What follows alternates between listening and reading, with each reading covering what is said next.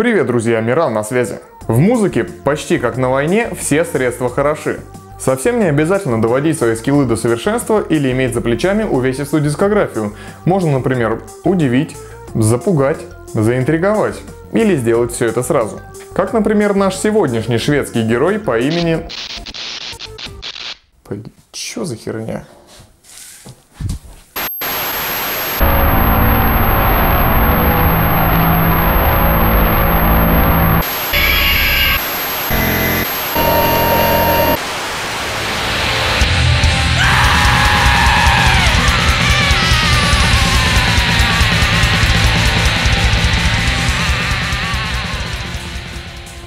Многие из вас, я думаю, уже поняли, что говорить мы будем о великом и ужасном Натрамне. И фиг знает, какой из этих эпитетов превалирует. Личность эта в музыкальном мире в высшей степени загадочна и окутана мраком чуть менее чем полностью, но мы постараемся несколько систематизировать наши знания о нем. А то понапишут там в интернетах всякого, а многие верят.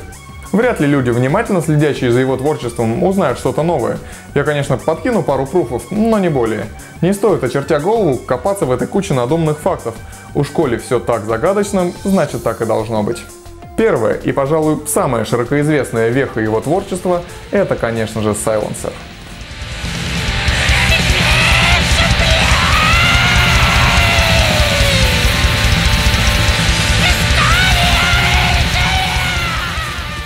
Группа Silencer – это фактически студийная DSBM-формация, имеющая при себе одну демку и один полновес. Немного, да? Ну так чего же такого культового Натрамн успел уместить в столь небольшой творческий багаж коллектива? Очевидно, свой вокал.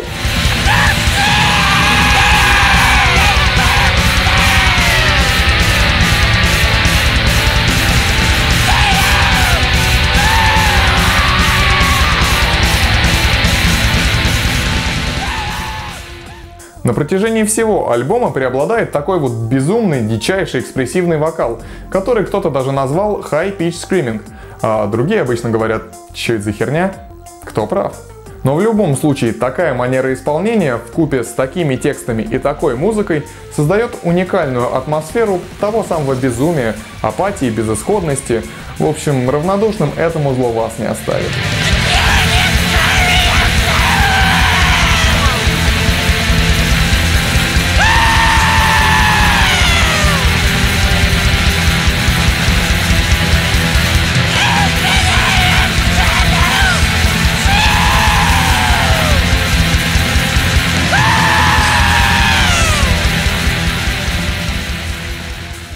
Ну и вокруг такого загадочного проекта начали плодиться самые разные слухи.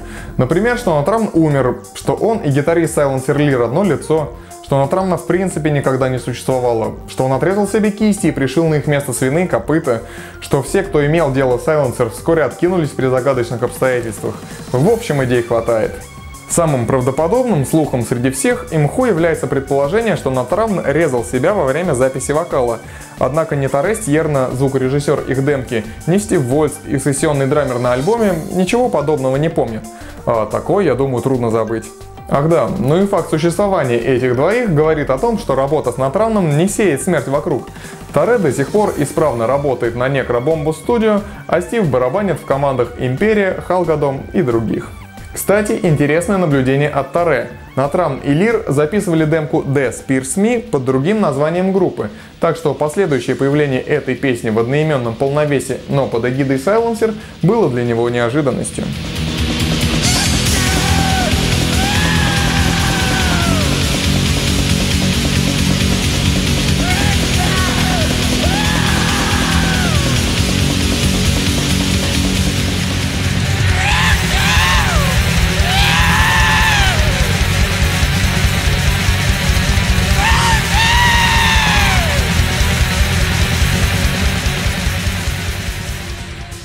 Ну а Стив Вольц поведал, что Натрамн производит впечатление забавного парня, настоящего скандинава с хорошим чувством юмора.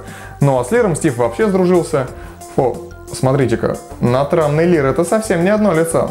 Ну и как минимум Андреас, так зовут Лира на самом деле, сейчас жив-здоров, живет в районе Стокгольма и все так же музицирует, но больше для себя. Возможно, когда-нибудь мы снова услышим дуэт Вольц Касадо. Ну а пока что в общедоступном багаже Андреаса есть музыка Silencer и текст одной песни Shining.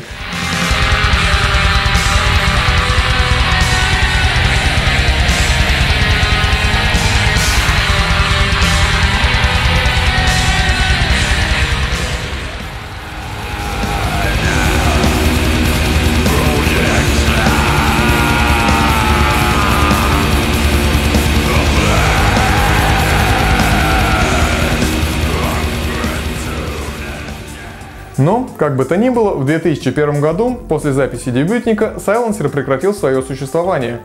Причины? Кто-то говорит, что Натрам отправился на лечение в психиатрическую клинику вследствие приема различных веществ. Ну, а может быть, он просто остыл к такого рода музыке и решил запиливать что-то новое. В любом случае, так зародился его новый проект «Диагноз Lebensgefahr».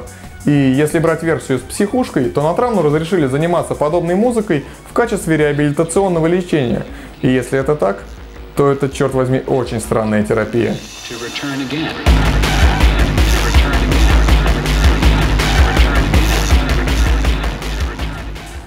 Диагноз Lebensgefahr — это второй ключевой проект Натрамна. Представляет собой Dark Ambient с вкраплениями нойза и индастриала.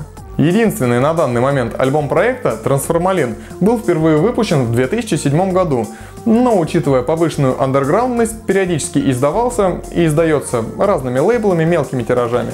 Вот и в прошлом году Натрамн силами своего лейбла HAL выпустил Transformalin ограниченным изданием 100 копий, подписанные вручную, с каплей чьей-то крови внутри. Вот чего не хватает мейнстримовским исполнителям. Держа в руках такое издание, прямо чувствуешь, что автор вкладывает в свое творчество всю свою душу, как бы странно это ни звучало в контексте столь безумной музыки. Это не коммерция, это жизнь Натрамна, его внутренний мир и, если хотите, это искусство.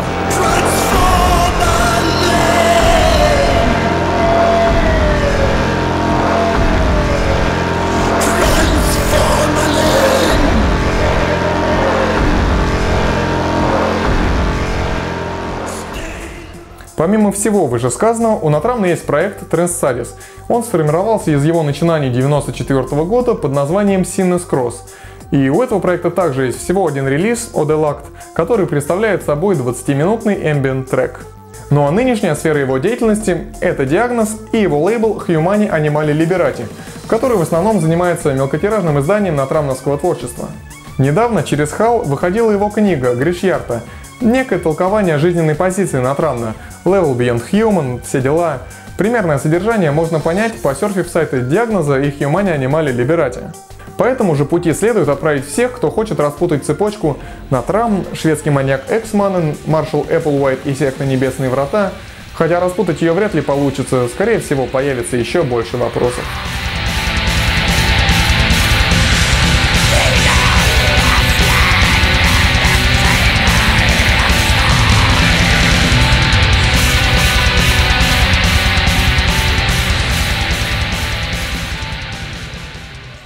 Что мы имеем в итоге? Натуральное безумие или творческая экспрессия, психопат или просто неординарный музыкант. Это Натрамн, такой, какой он есть, и надо поблагодарить его за новые музыкальные ощущения. And also many thanks to Torres Tierna, Steve Waltz and Humani Animali Liberati. А тем временем у нас есть победитель конкурса из прошлого выпуска, Иван Кошиков. Он угадал клип Behemoth на песню Alas, Lord is Upon Me.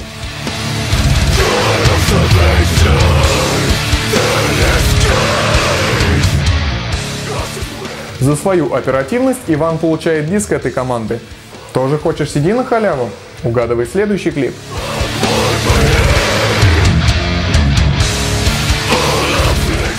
Свои варианты ответов оставляйте в комментариях под этим видео на YouTube. А если у вас есть какие-то вопросы, пишите в соответствующую тему в нашей группе ВКонтакте. Или, быть может, вы хотите представить свое творчество на всеобщее обозрение, тогда пишите в личку или на почту, все ссылки есть в описании. А если вам по нраву Metal Music Madness, ставьте лайки, подписывайтесь на канал и рассказывайте о нас всем своим друзьям. С вами был Миран.